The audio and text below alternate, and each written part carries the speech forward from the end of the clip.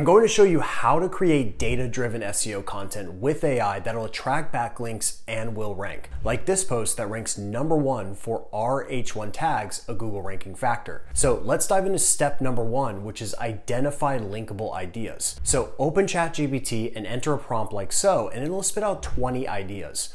Most of these can be thrown away, but you'll likely find several that'll work. For my example, I'll be creating content about is keyword density a Google ranking factor? So let's move on to step number 2, which is collect data. So first, I created a list of the most valuable keywords for Google Ads, and then I ran 100 of these keywords through Surfer's SERP Analyzer. I highly recommend trying to create case studies with original data, but if that isn't possible, you can rely on data from trusted sources. For example, for this idea, what are the odds? Statistical insights into slip and fall accidents in St. Louis malls, I found data from the CDC about slip and fall accidents in Missouri. So collect data from as many different sources as possible. Step 3 is to get consensus. So for better or for worse, Google tends to rank pages that align with consensus. And going against the tide is definitely an effective content marketing strategy, but from an SEO perspective, it's probably not the best way to rank. So that's why I recommend you study the consensus for whatever topic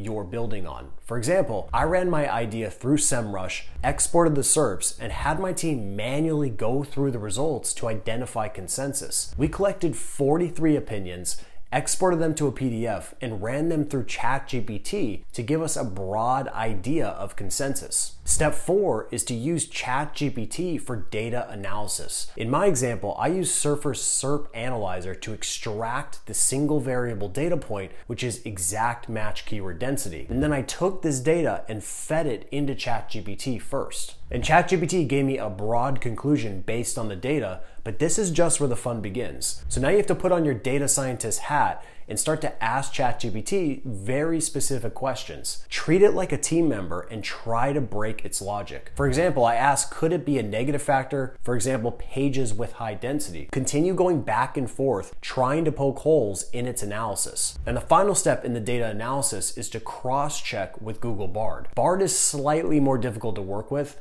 but the language model is strong. So what I recommend doing is copying and pasting the data into the chat and then ask it to analyze it based on the topic. So now that you've got the data handled, it's time to build the content, which brings me to step number 5, which is to develop a case study outline. So start by creating an introduction that answers the question right away. For example, in my post about H1 tags being a ranking factor, notice that I give the answer right away. This is the opposite of what recipe blogs like to do. So whenever you're making a decision on your website, ask yourself a simple question. Will this help the user or will it make it more difficult for them?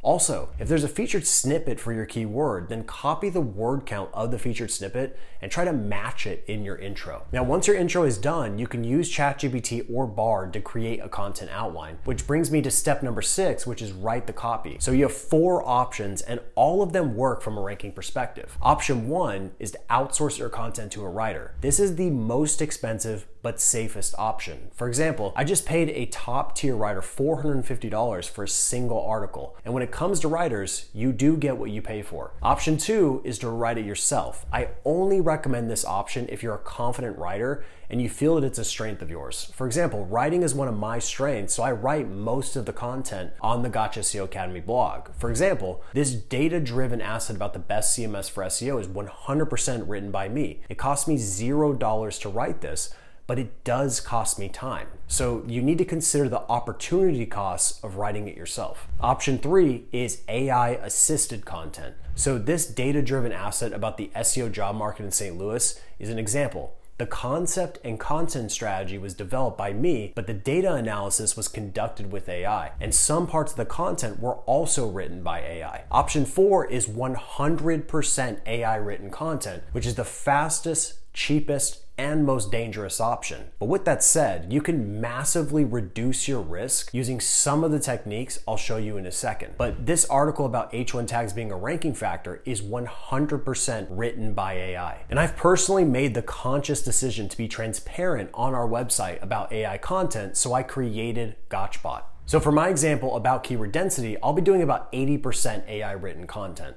Now, here's the key to strong AI content. You get what you put in. In other words, bad inputs equals bad outputs. Look at this example from ChatGPT when I gave it a generic prompt. This block of nonsense won't work. So what you should do instead is focus on one section at a time. And that's why I had to create a section about the consensus I gathered from earlier, and it spit out a solid foundation. And then just treat the output as a first draft and inject uniqueness into it. Then just go section by section and create the content. Now let's move on to step number 7, which is to beautify your content. Once the copy is ready, it's time to make it readable and engaging. Now, one mistake people make with SEO content is that they think it's all about copywriting, and great content is more than just the copy. To create engaging content, you need to use every weapon at your disposal. Here are a few techniques. Number 1, always use unique images, and Canva can be your best friend here. Within a few minutes, I went into Canva, created this chart showing keyword density and different ranking levels. Then in the post, I took screenshots of the data and injected it into the post. That way I have 100% unique images in my content. Number 2, use headings and short paragraphs. I recommend studying and emulating this article by Frank Kern. It's a masterclass on how to write engaging copy on the internet. Now, one thing I like to do is highlight data points in headings, like how I highlighted the fact that the average keyword density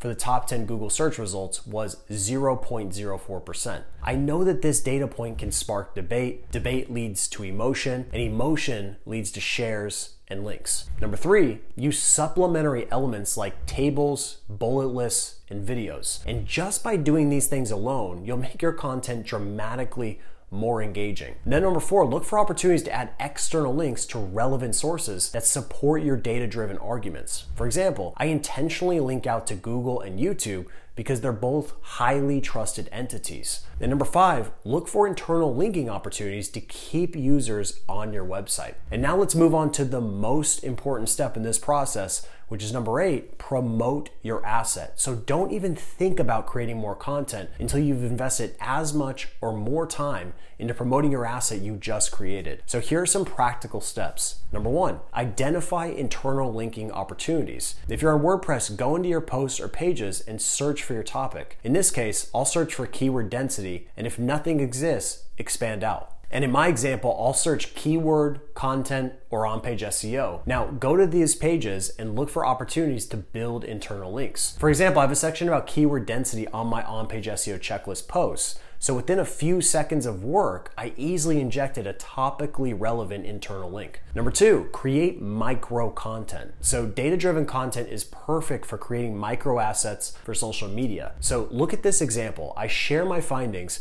but I don't reveal everything. The goal is to bring your readers back to your website. Number 3, leverage your email list. So email is easily my favorite content promotion technique because you get instant eyeballs, and eyeballs are required to get shares, links, and exposure. So here's an example of how I promote content in emails. Number 4, create more supporting content. Look at the keyword opportunities in Google Search Console for my post about H1 tags. Now just look for ideas where there are intent mismatches. Like this query, can you have more than one H1 on a page, is a perfect match because my page doesn't actually answer this question. So it makes sense to create a new page that fully answers it. And doing this repeatedly will help you build topic authority and support around your original idea.